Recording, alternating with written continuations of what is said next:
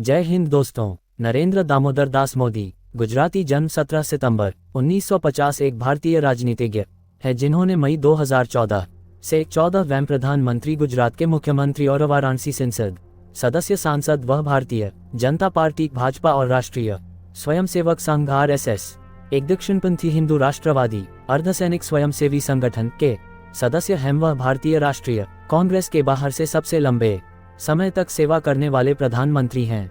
मोदी का जन्म और पालन पोषण पूर्वोत्तर गुजरात के वडनगर में हुआ, जहां उन्होंने अपनी माध्यमिक शिक्षा पूरी की। 8 साल की उम्र में उनका RSS से परिचय हुआ।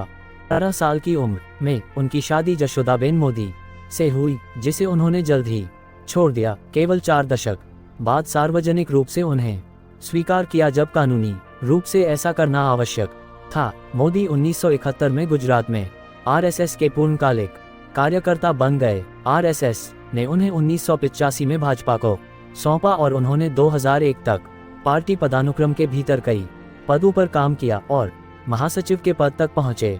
2001 में मोदी को गुजरात का मुख्यमंत्री नियुक्त किया गया और इसके तुरंत बाद विधान सभा के लिए चुना गया। उनके प्रशासन को 2002 के गुजरात दंगों में सहभागी माना जाता है और संकट के प्रबंधन के लिए उनकी आलोचना की गई है। आधिकारिक रिकॉर्ड के अनुसार 1000 से कुछ अधिक लोग मारे गए, जिनमें से 3/4 मुस्लिम थे। स्वतंत्र स्रोतों ने 2000 मौतों का अनुमान लगाया, जिनमें अधिकतर मुस्लिम थे। 2012 में भारत के सर्वोच्च न्यायालय द्वारा नियुक्त एक विशेष जांच दल को उनके खिलाफ अभियोजन कार्यवाही शुरू करने के लिए कोई सबूत नहीं मिला, जबकि मुख्यमंत्री के रूप में उनकी नीतियों, जिन्हें आर्थिक विकास को प्रोत्साहित करने का श्रेय दिया गया था, की प्रशंसा की गई। राज्य में स्वास्थ्य, गरीबी और शिक्षा सूचकांकों में उल्लेखनीय सुधार करने में विफल रहने के लिए मोदी के प्रशासन की आलोचना की गई। 2014 के भारतीय आम चुनाव में मोदी ने भाजपा को संसदीय बहुमत तक पहुंचाया, जो 1984 के बाद किसी पार्टी के लिए पहली बार था। उनके प्रशासन ने प्रत्यक्ष विदेशी निवेश बढ़ाया और स्वास्थ्य देखभाल, शिक्षा और सामाजिक कल्याण कार्यक्रमों पर खर्च कम कर दिया। मोदी ने एक हाई प्रोफाइल स्वच्छता अभियान शुरू किया।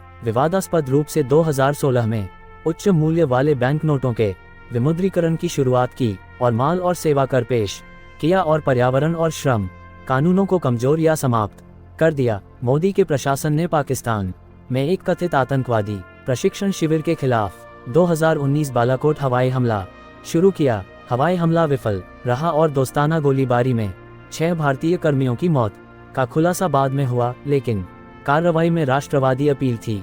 मोदी की पार्टी ने 2019 के आम चुनाव में जीत हासिल की। अपने दूसरे कार्यकाल में उनके प्रशासन ने विवादित कश्मीर क्षेत्र के एक भारतीय प्रशासित हिस्से जम्मू और कश्मीर की विशेष स्थिति को रद्द कर दिया और नागरिकता संशोधन अधिनियम पेश किया, जिससे व्यापक विरोध प्रदर्शन हुए। और 2020 के दिल्ली दंगे, जिनमें मुस्लिमों को हिंदू भीड़ द्वारा क्रूरतापूर्वक मारा गया और मार डाला गया, कभी कभी मोदी प्रशासन द्वारा नियंत्रित पुलिस बलों की मिलीभगत से 3 विवादास्पद कृषि कानूनों के कारण देश भर में किसानों ने धरना दिया, जिससे अंततः उन्हें औपचारिक रूप से रद्द कर दिया गया। विश्व स्वास्थ्य संगठन के अनुमान के अनुसार मोदी ने कोविड-19 महामारी के प्रति भारत की प्रतिक्रिया का निरीक्षण किया, जिसके दौरान 4.7 मिलियन भारतीयों की मृत्यु हो गई। मोदी के कार्यकाल में भारत ने लोकतांत्रिक पतन या लोकतांत्रिक संस्थानों, व्यक्तिगत अधिकारों और अभिव्यक्ति की स्वतंत्रता के कमजोर होने का अनुभव किया है। प्रधानमंत्री के रूप में उन्हें लगातार उच्च अनुमोदन रेटिंग प्राप्त हुई है। मोदी को दक्षिणपंथी राजनीति की ओर एक राजनीतिक पुनर्गठन की इंजीनियरिंग के रूप में वर्णित किया गया है। वह अपनी हिंदू राष्ट्रवादी मान्यताओं और गुजरात दंगों से निपटने को लेकर घरेलू और अंतर्राष्ट्रीय स्तर पर एक विवादास्पद व्यक्ति बने हुए हैं, जिन्हें बहुसंख्यकवादी और बहिष्करणवादी सामाजिक एजेंडे के सबूत के रूप में उद्धृत किया गया है। अगर आपको ये वीडियो पसंद आया तो चैनल को सब्सक्राइब करें।